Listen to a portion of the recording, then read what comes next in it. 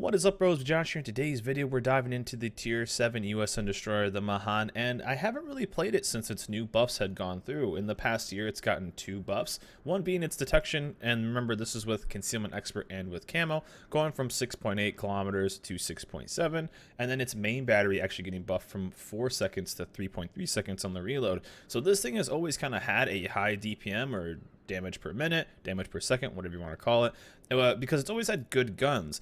And one thing, since the CV rework, it has the ability of bringing a consumable. So one of the things is it has 3 separate hulls. It has the A hull, which is the stock. It has B hull, which is 5 guns, the highest DPM setup. And then it has C hull, which you end up losing a gun. This is kind of a pattern for the USN destroyers.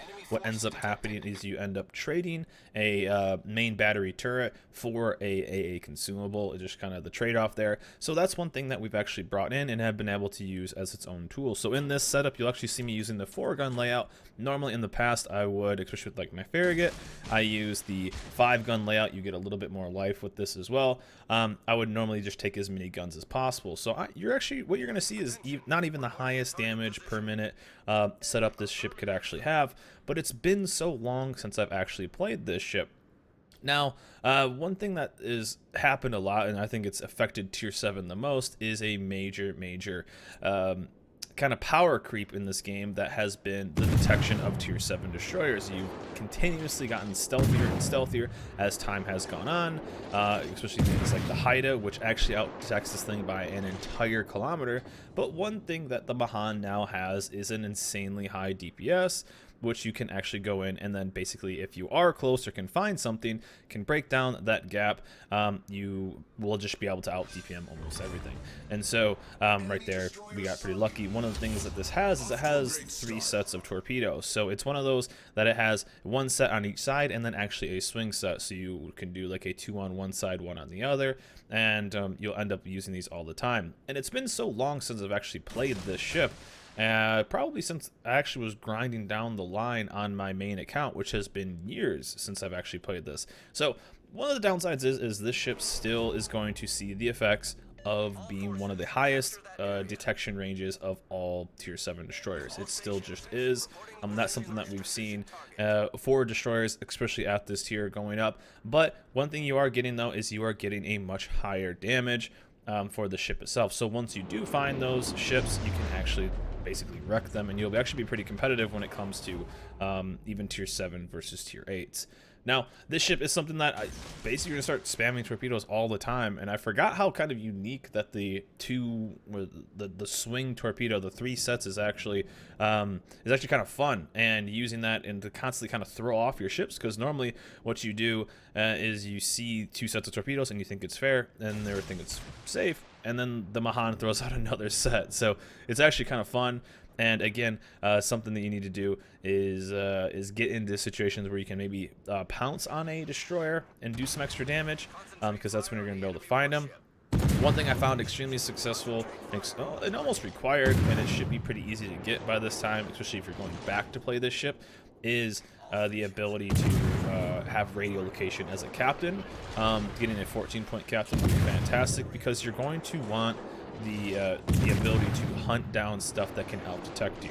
And so you really want to get things to shoot at you, especially when it comes to destroyers.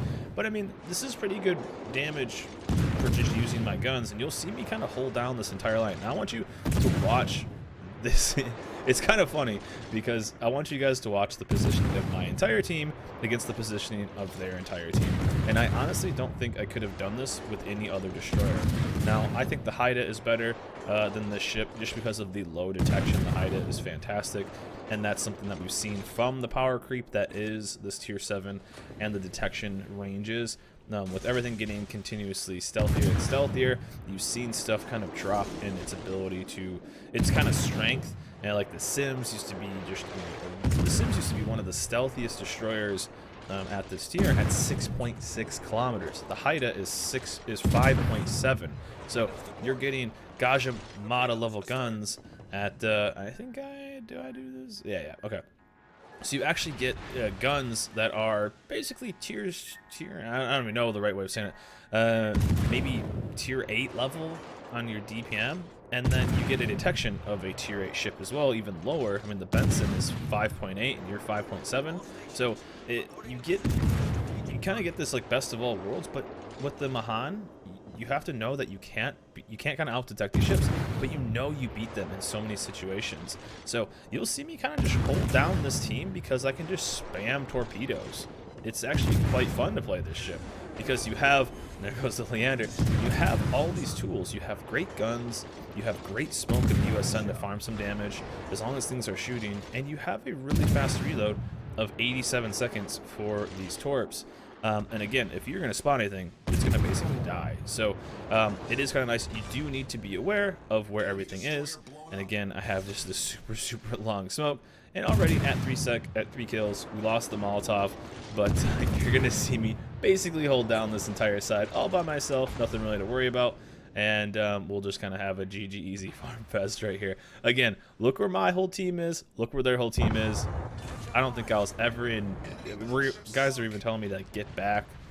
No need to get back. It's kind of just this easy farm, and we kind of held down this whole side. Already at 4 kills at 7 minutes in. Again, I don't think I could have really done this in any other ship.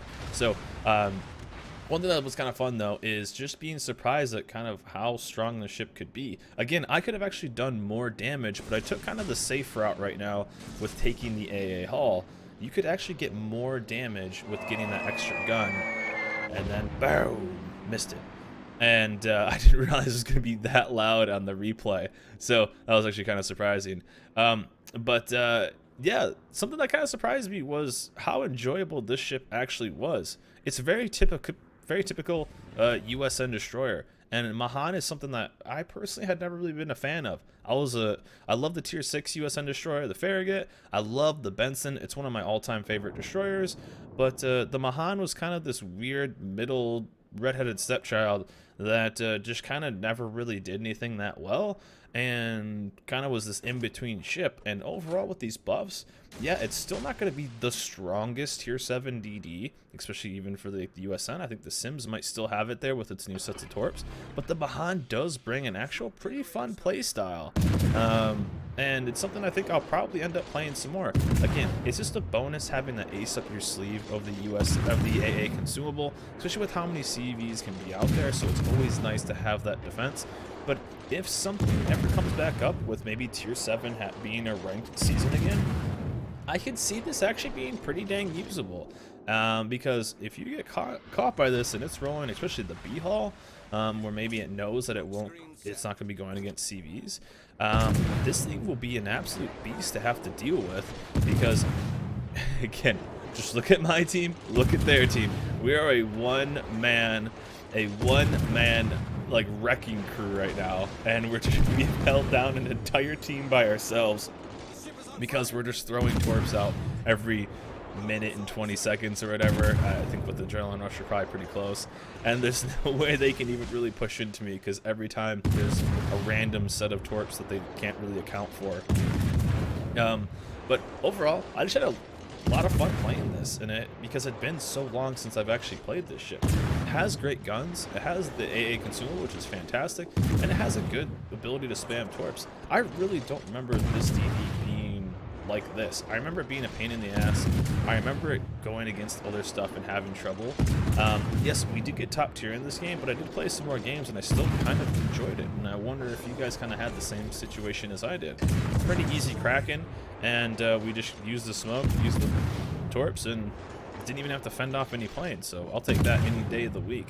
But the best part about this is you go into some fantastic DDs after it. The Mahan, I think, maybe was something, and we've seen that over time too, is a couple ships that were kind of known as being maybe a bummer to farm. Pensacola has been changed now to something else. New Orleans down to tier 7. These ships, especially on the USN line, may be kind of known for having some misses when it comes to a lot of DDs. There's our 6-co right there. And I think the torps will end up going that way. I think we're going to get a couple of hits against New York. But overall, I think this turned into a ship that's actually pretty enjoyable. Now, will this ship be changing the metas that is a ranked game mode or something like that. Will it be this new king of tier 7 DDs? No, it's not going to be that. But in random battles, is it going to be much more viable than what it was in the past? Heck yeah, go out there if you haven't, or maybe you didn't want to grind this ship again, get out there and play it. It's a lot of fun, and as you saw, we held down an entire team by ourselves basically when it came to this.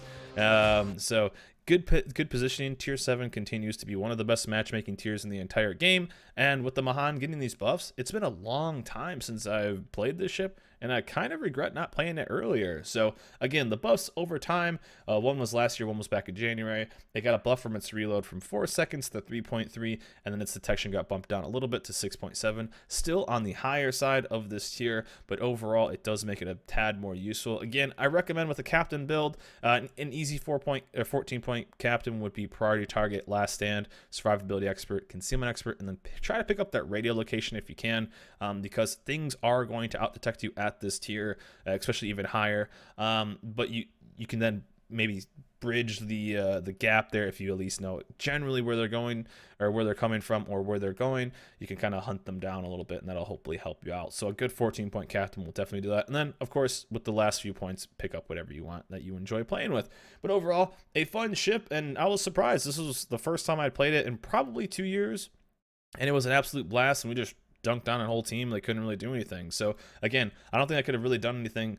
They're done that with anything else. Having that third set of torps was fantastic. So overall, let me know in the comments below what you guys think of the new Mahan, the new and improved Mahan. Do you enjoy it? Have you enjoyed it? And do you think it's a keeper now? I think it might be, actually. It's fun. I enjoy the ship. But anyways, guys, that's it for me. Hope you guys enjoyed this video. Remember to like, subscribe, and I'll see you guys next time.